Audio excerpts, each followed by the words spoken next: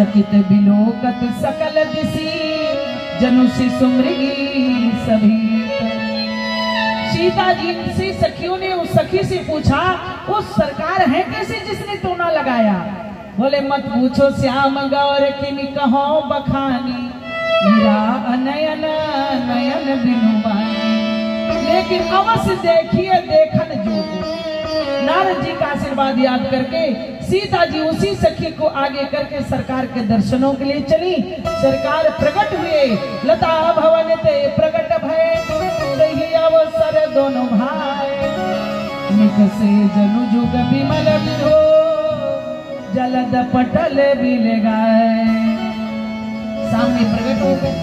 जैसे सरकार को सीता जी ने देखा, अधिक स्नेह देह भई भोरी, सरद ससी जनो चितव चकोरी। प्रभु श्री राम को देखकर सीता जी चकोरी बन गई। चकोरी, चकोरी आप लोग समझ रहे हैं ना? चकोर और चकोरी ये पक्षी जाति है। श्री राम संसार का चकोर चंद्रमा को देखकर पागल हो जाता है, उसी प्रकार श्री राम रूपी चंद्रमा को देखकर सीता जी चकोरी बन गई। लोगों ने कहा सरकार को देखकर देवी जी चकोरी बन गई। बाबा तुलसी ने कहा उधर अंतर है क्या? नहीं, दुनिया को चकोर बनाने वाले सरकार की स्थिति तो देखो। अस कही फिर चितये तही ओरा, सिय मुख ससी भय नयन चकोरा। सरकार खुद ही चकोर बन गए। सामने भैया लक्ष्मण खड़े थे। लोगों ने कहा बाबा ये भी तो राम जी के छोटे भैया, इनको भी चकोर बनाइए। बाबा तुलसी ने कहा चकोर सरकार को बना दिया था, भैया लक्ष्मण को बनाता हूँ तो सरकार की बराबरी हो जाएगी। फिर सोचा चकोर का भाई चकोर ही होगा ना। क्या बढ़िया निर्णय लिया। राम ही लखन बिलो कहीं गए से, ससी चकोर किशोर जैसे। लक्ष्मण को चकोर ना बनाकर चकोर का बच्चा बना दिया। भक्तों ने पूछा बाबा एक बात बताइए, बेटा चकोर बहू चकोरी छोटे बेटा भी चकोर, तो चकोर का पिता चकोर होना चाहिए ना।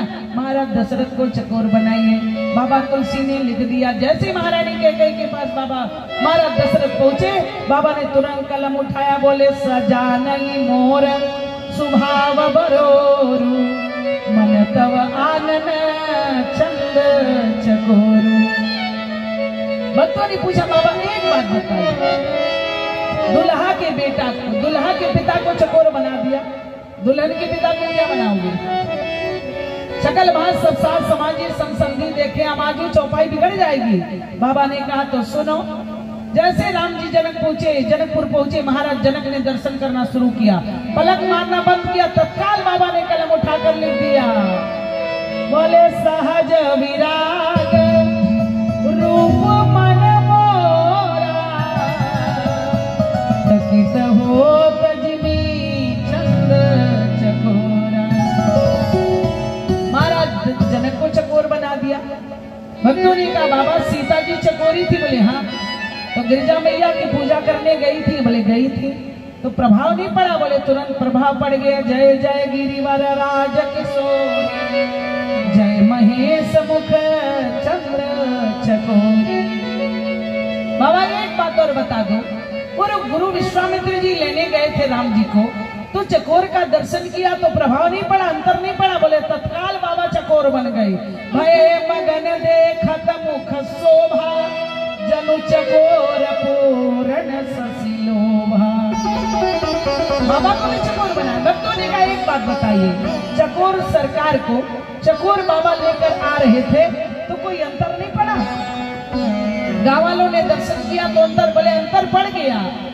बोले ये कटक सब जो है चहुरा, रामचंद्र मुख चंद्र चकोरा।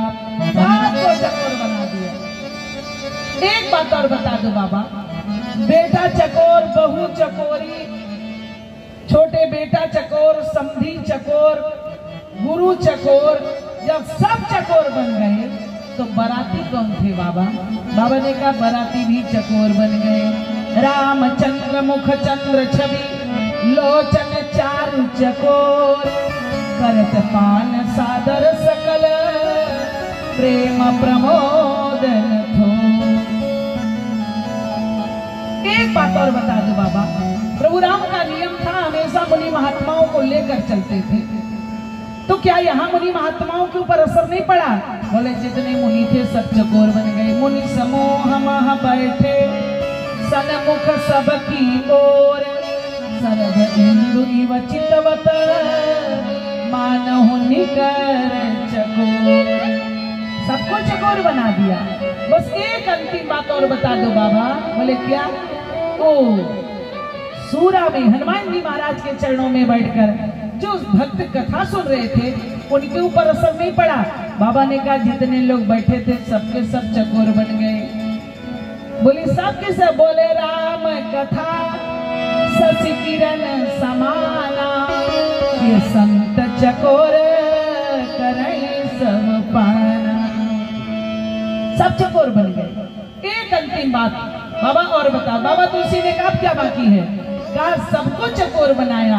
वो जो कथा कह रहे थे व्यास वक्ता उनके ऊपर असर नहीं पड़ा। बाबा ने कहा नहीं बताऊंगा। क्यों? का चकोर चकोर चकोर चकोर लिखते लिखते मेरा भी मन विचलित हो रहा है, इसलिए एक साथ सुनो। दशरथ चकोर विश्वामित्र भी चकोर भये, जनक चकोर रामचंद्र भी चकोर, सीता भी चकोरी, देखो गिरजा भी चकोरी भई, और लखन चकोर सब बराती के चकोर हैं। मगवासी भी चकोर मुनि वृंद भी चकोर भये, और श्रोता भी चकोर देखो वक्ता भी चकोर है। तुलसी भी चाहते थे कि मैं भी चकोर बनो, क्योंकि रामचरित्र मानस में सब ही चकोर हैं। रामचरित्र मानस में सब ही चकोर हैं। सबको चकोर बना दिया। सीता जी चकोरी हैं, राम जी चकोर बने। सखियों ने कहा धनुष कौन तोड़ेगा, इसकी चिंता ही नहीं है। अब क्या करें? सखियों ने कहा राम को देख कर के जनक नंदनी, राम को देख कर जनक नंदनी बाग में जा खड़ी खड़ी रह गई। राम को देख कर जनक नंदनी बाग में जा खड़ी खड़ी रह गई। राम देखे सिया को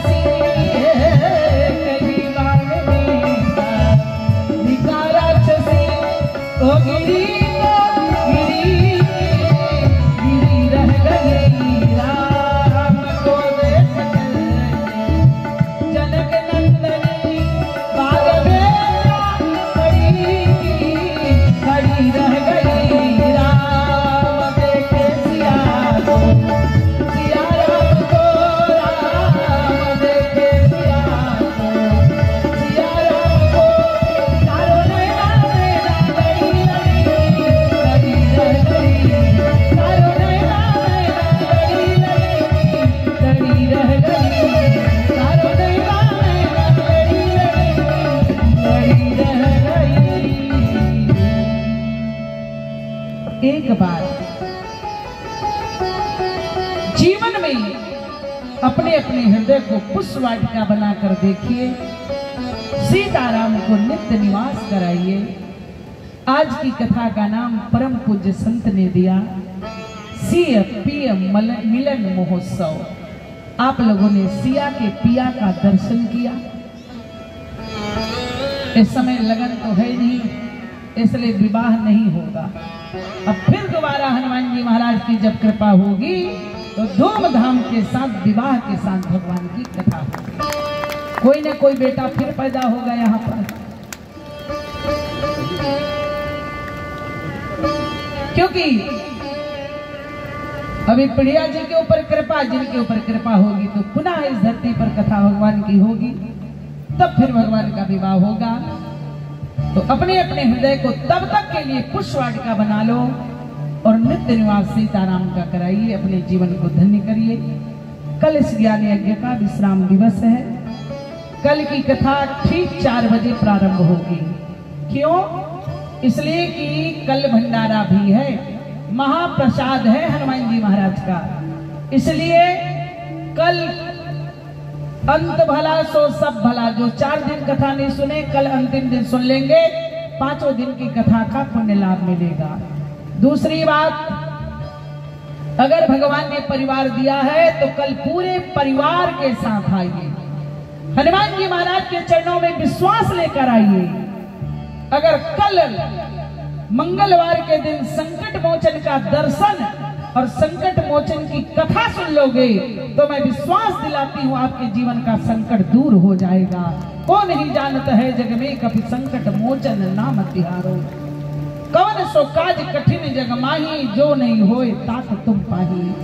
ऐसे अनंत बलवंत परम संत हनुमत लाल जी महाराज के चरणों में कल हनुमान चरित्र के माध्यम से मंगलवार के दिन कथा श्रवण करके अपने जीवन को धन्य करें। अपने जीवन के अमंगल को अगर दूर करना है तो मंगल मुहूर्त की कथा कल सुनकर अपने जीवन को धन्य करें। ठीक 4 बजे से 7 बजे तक कथा होगी और 7 बजे से जब तक आप लोग भोजन करेंगे तब तक भंडारा होगा। हनुमान जी महाराज के चरणों का प्रसाद मिलेगा। तो समय को ध्यान रखते हुए अंत भला सो सब भला, सभी लोग समय पर आकर अपने जीवन को धन्य करें। इन्हीं शब्दों के साथ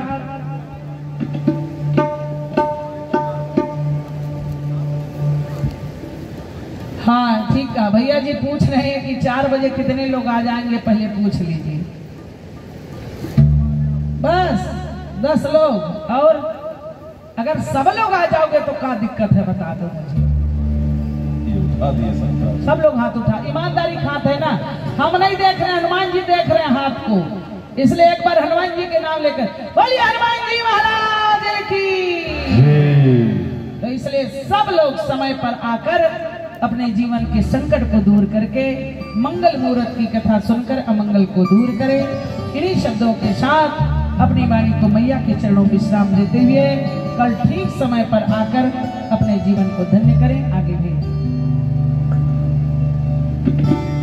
जय श्री राम। अब भगवान की आरती होगी, तत्पश्चात आप लोग प्रसाद ग्रहण करके यहाँ से प्रस्थान करेंगे। कुछ सूचनाएं कल के लिए हैं जिसको आप लोग श्रवण करें। कल इस कथा का विश्राम दिवस है। सुबह 11 बजे से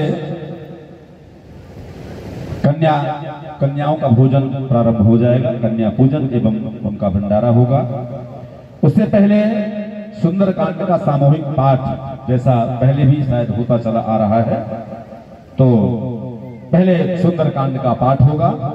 सामूहिक सुंदरकांड का पाठ जिन जिन लोगों को हनुमान जी की कृपा चाहनी हो, वो चाहनी सबको ही है, किसी को नहीं चाहनी है ऐसा संभव नहीं है। तो मैं चाहूंगा कि जितने अधिक से अधिक लोग सुंदरकांड के पाठ में आ सके वो सभी लोग यहाँ पर विराजमान होंगे। सुंदरकांड के पाठ के बाद कन्याओं का पूजन एवं महाप्रसाद होगा। इसके बाद 4 बजे से कथा होगी।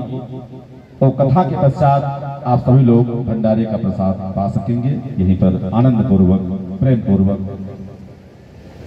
अपना तन का, मन का और धन का भी सहयोग देते हुए आनंद प्राप्त करेंगे, प्रसाद ग्रहण करेंगे।